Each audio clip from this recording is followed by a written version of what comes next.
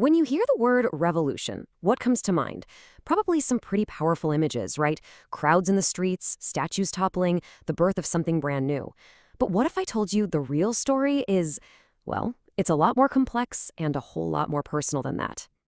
So let's try and get past the headlines. We're going to build a better, deeper definition by looking at two massive, world-changing events. We're going to really try to answer the question, what is a revolution? At first glance, the Russian Revolution of 1917 and the American War for Independence feel like they're from completely different planets.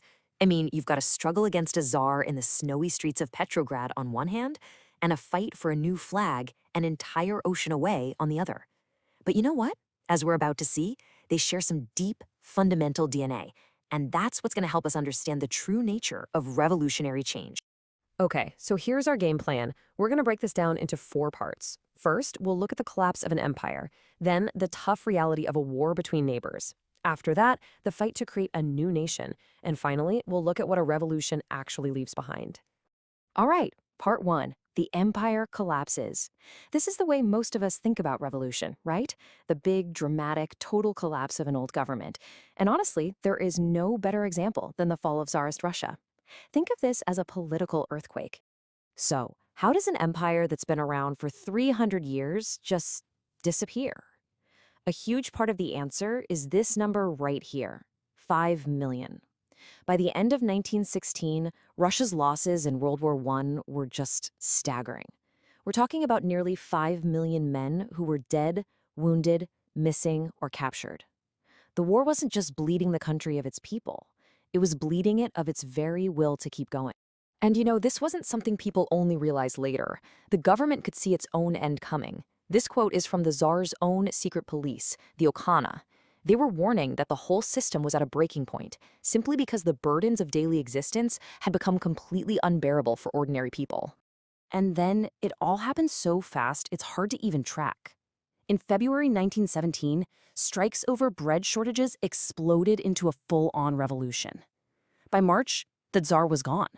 A super fragile system of dual power, basically two rival governments trying to rule at the same time, limped along for a few months, but it couldn't last. By November, the Bolsheviks had seized control. The state didn't just bend, it completely shattered. And just like that, 3 centuries of Romanov rule, gone, wiped off the map. So this is our first layer, our first piece of the puzzle. Revolution as the total collapse of a political order. But the story is far from over. Okay, on to our second layer, because when a government falls, it leaves behind a huge vacuum of power. And that vacuum, it's almost never filled with unity. It's filled with brutal internal conflict. A revolution, more often than not, is a civil war. Now let's switch gears and jump over to the American Revolution. It's so easy to forget this, but before 1776, people in the 13 colonies did not think of themselves as Americans. Not really. They were British subjects, loyal to King George III. They all shared the same identity, the same flag, the same empire. But as tensions started to rise, that shared identity just cracked right down the middle. On one side, you had the Loyalists, sometimes called Tories. These were folks who truly believed the colonies should stay part of the British Empire. For them, this wasn't a fight for freedom. It was a rebellion against their own government. And on the other side, you had the Patriots, or the rebels. These were the colonists who were ready to make a clean break and start a new nation.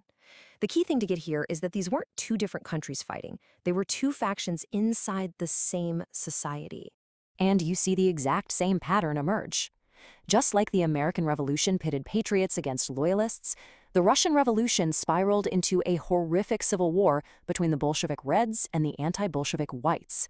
In both cases, the fall of the old government immediately triggered a war over what would come next.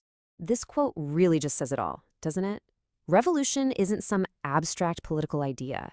It's a deeply personal, brutal conflict that can turn communities and even families against one another.